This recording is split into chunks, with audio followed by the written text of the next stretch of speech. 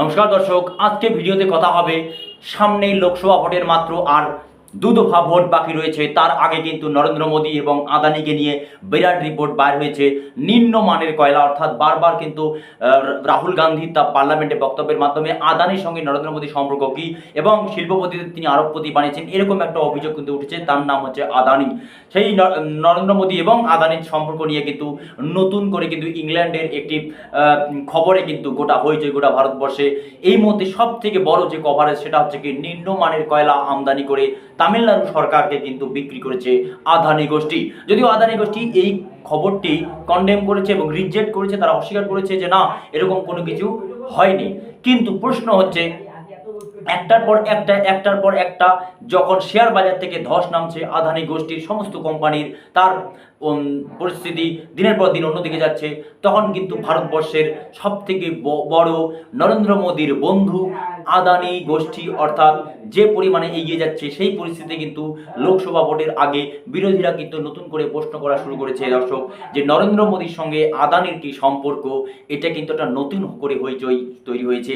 আজকে হিন্দুস্তান টাইমসের খবরে এবং ফাইন্যান্সিয়াল এক্সপ্রেস অর্থাৎ বিডিনের সংবাদ মাধ্যমে কিন্তু এই খবর রয়েছে। যাই হোক, ভিডিও দেরি না করে শুরু করছি। আসলে অভিযোগ কি সেই বিষয় ভিডিওতে কিন্তু আজকে চর্চা হবে। যাই হোক, দেরি না করে আমরা শুরু করছি।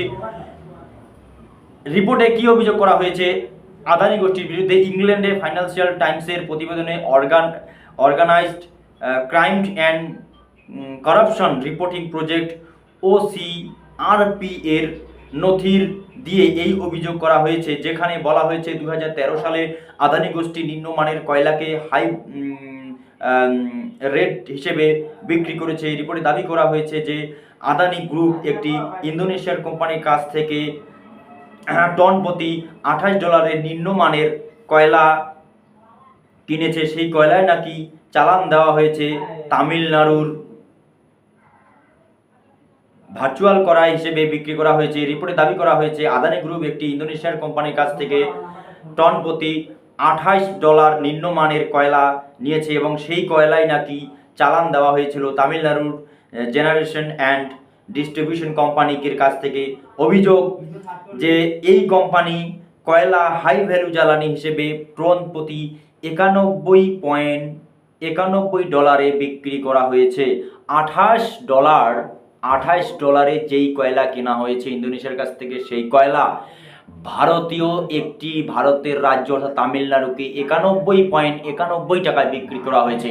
এটি একটি বিরাট অভিযোগ। এদের টাকার অঙ্ক দাঁড়িয়েছে প্রায় আপনার 3,000 কোটি টাকা, মান্থলি 3,000 কোটি টাকার কেলেঙ্কারির কিন্তু একটা অভিযোগ। যা প্রশ্ন হচ্ছে, এই আদানির সঙ্গে রাহুল গান্ধী কিন্তু বারবার নরেন্দ্র মোদীর সম্পর্ক কী রয়েছে এই নিয়ে কিন্তু বারবার তিনি পার্লামেন্টে থেকে শুরু করে ভারতবর্ষের যত নির্বাচনী র্যালি হয়েছে বারবার প্রশ্ন তুলছেন এবং বারবার তিনি বলছেন যে নরেন্দ্র মোদীর সঙ্গে কিন্তু আদানি গ্রুপের কোম্পানির কী সম্পর্ক।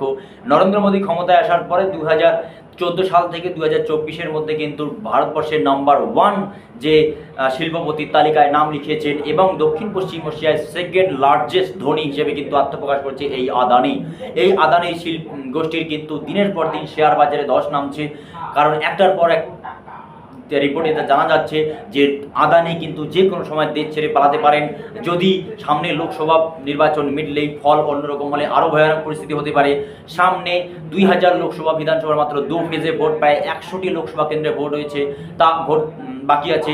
সেই পরিস্থিতিতে কিন্তু অবশ্যই নরেন্দ্র দামোদর দাস ভাই মোদীর বন্ধু আদানিকে নিয়ে এই রিপোর্টে একটা বিরাট কেলেঙ্কারি তৈরি হয়েছে দর্শক। একটার পর একটা আজকে আপনার রেল আদানি, প্লেন আদানি, কয়লা আদানি, ব্যাংক আদানি, সমস্ত যে স্বশাসিত সংস্থাগুলোকে প্রাইভেটেশন করে দেওয়া হচ্ছে এবং আদানি সমস্ত সম্পত্তির মালিক হয়েছে। এই পরিস্থিতিতে কিন্তু যদি এই ভয়ানক পরিস্থিতি হয় তাহলে আগামীতে কিন্তু আরও ভয়ানক পরিস্থিতি আসতে চলেছে নরেন্দ্র দামোদর দাস ভাইয়ের অন্যতম বন্ধু মিস্টার আদানির। যদি এরকম ভিডিও ভালো লাগে চ্যানেলটিকে লাইক, শেয়ার, কমেন্ট এবং সাবস্ক্রাইব করতে ভুলবেন না। ইজাজত দিজিয়ে আজ ইतना ही।